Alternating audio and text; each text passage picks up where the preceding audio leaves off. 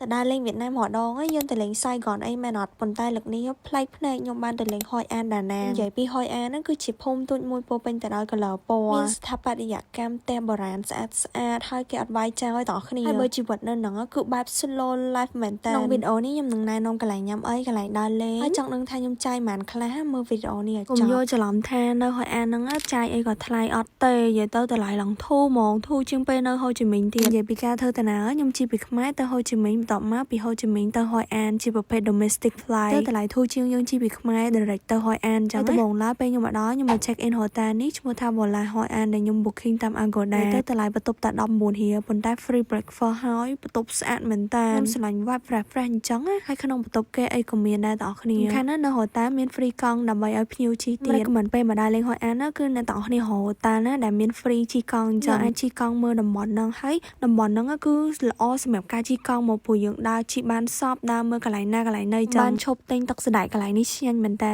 ហើយប្រជាជនគេនៅហ្នឹងរស់រាយណាស់មកខ្ញុំទៅរកបាយថ្ងៃគេប្លែកមែនតើខ្ញុំអត់ដែរញ៉ាំពីមុនទេហើយតម្លៃក៏សមរម្យដែរនៅជុំវិញហ្នឹងគឺសិតតែផ្ទះបុរាណគេដេកមានកាហ្វេមានរេស្តូរ៉ង់លក់គ្រឿងអនុស្សាវរីយ៍ហើយផ្លូវហ្នឹងទូចបែបផ្លូវលំចឹងមនុស្សដើរជិះកង់អីចឹងហាងមួយតំណងឲ្យចង់ចូលនិយាយទៅគេរៀបចំគឺមាន color ពណ៌ស្អាតមែនតើសូម្បីតែ architecture មួយគឺបង្ហាញពីប្រពៃណីចិនហើយនិងវៀតណាមចូលគ្នាហ្មងកាហ្វេដែលខ្ញុំបានទៅដំបូងគេនេះខ្ញុំឲ្យលេខ1ស្អាតខ្លាំងកាហ្វេនេះឈ្មោះថា Angkor Horn និយាយទៅខ្ញុំមកពេលថ្ងៃប៉ុន្តែស្អាតមិនលប់មែនតើថងគេចាក់អាតលើកែវហ្នឹងតាមានរូបដើមឈើឡើងអែមហ្មងតម្លៃអីធូរទេអត់ដល់5រៀលទេមួយកែវកាហ្វេរួចរាល់ហើយក៏ខ្ញុំបកទៅហូតាសម្រាប់សិនព្រោះខ្ញុំជិះយន្តហោះហត់ខ្លាំងហើយរហូតដល់ម៉ោង3ម៉ោង4ហ្នឹងគេ recommend ឲ្យចេញដើរហ្មងនៅផ្លូវ Hoi An ហ្នឹងគេហៅ Ancient Old Town ណាគឺជាតំបន់មួយដែលតួរីគេដើរទៅគ្រប់គ្នាហ្មងអ្នកទាំងគ្នាអាចទិញសំបុត្រចូលកន្លែងមួយដូចជា Assembly Hall Museum ហ្នឹងគេគិតក្នុងមួយសំបុត្រម្នាក់អញ្ចឹងហើយអ្នកទាំងគ្នា pay ហើយក្នុងចំនួនកន្លែងម៉ានគេ tick ឲ្យយើងដែលយើងអាចចូលទៅបានអញ្ចឹងណាគាត់នៅផ្លូវដើរចូលហ្នឹង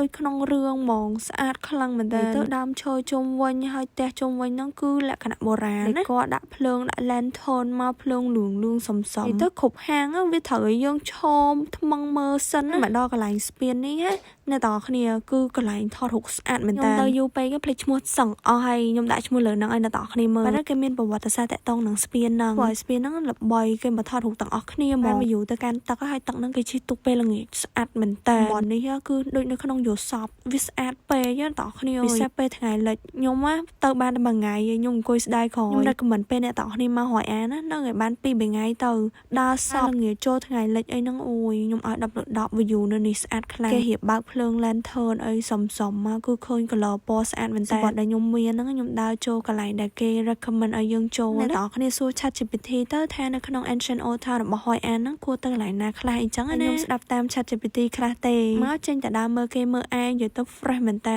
ទន្លេនេះគឺ recommend សម្រាប់ការជិះទូកអ្នកទាំងគ្នាកក់សំបុត្រផ្ទាល់ក៏បានឬក៏កក់សំបុត្រតាម app ក៏បានដែរកក់ជិះម៉ោង7កក់តាមឃ្លុក app ទៅទាំងគ្នាតែមុននឹងជិះទូកខ្ញុំបានតែញ៉ាំអីពេលល្ងាចសិនហើយកន្លែងនេះខ្ញុំចេះតែចូលទេព្រោះថា clean ខ្លាំងណាស់ទៅខ្ញុំរកតែកន្លែងធូរទេព្រោះថា budget trip តបមកខ្ញុំនឹងញ៉ាំទឹកអា fresh refreshing drink របស់គេហ្នឹងនិយាយថាកន្លែងគេនេះដាច់ពីព្រឹកទល់ល្ងាចហៀដល់យប់ឈ្មោះថា Mod Hoi An និយាយទៅតម្លៃសមរម្យអ្នកទាំងគ្នាឲ្យមកសាក់បានចេញពីហ្នឹងហើយគឺខ្ញុំ direct ទៅជិះទូកមកបើអ្នកទាំងគ្នាចង់បាន promo code booking តាមឃ្លុក app អ្នកទាំងគ្នាអាចប្រើប្រាស់ code ខ្ញុំបានក្នុងការ booking ជិះទូកអីចឹងទៅទូកដូចជាអស់ខ្ទង់5 6រៀលអីទេសំខាន់បាន experience 10 លើ 10នេះគេមាន culture របស់គេពេលយើងជិះទូកទៅយើងអាចបន់ស្រន់អីនៅក្នុងចិត្តយើងបានទៅដូចក្នុងរឿង Rapunzel Enchanted Night អូយម៉ែនស្អាតខ្លាំងនៅក្នុងក្តីសម័យអាពេលហ្នឹងខ្ញុំដូចនៅក្នុងយោសពពេលយប់ឃើញអាភ្លើងពណ៌ lantern ហ្នឹងគឺ amazing មែនតើបងប្អូនហើយគេបើកន្លែង massage មានផ្សារអីនៅក្នុងនោះហើយមាន pub អីចឹងបើសិនជាអ្នកនរគ្នានៅដល់យប់គេនៅហ្នឹងដែរអ្នកនរគ្នាដើរមកអស់ជើងហ្មងដូចខ្ញុំចាគឺថា vlog ខ្ញុំមានតែប៉ុណ្្នឹងឯងសម្រាប់ផាតក្រោយទៀតជាមួយខ្ញុំសម្រាយជាងនឹងទៀត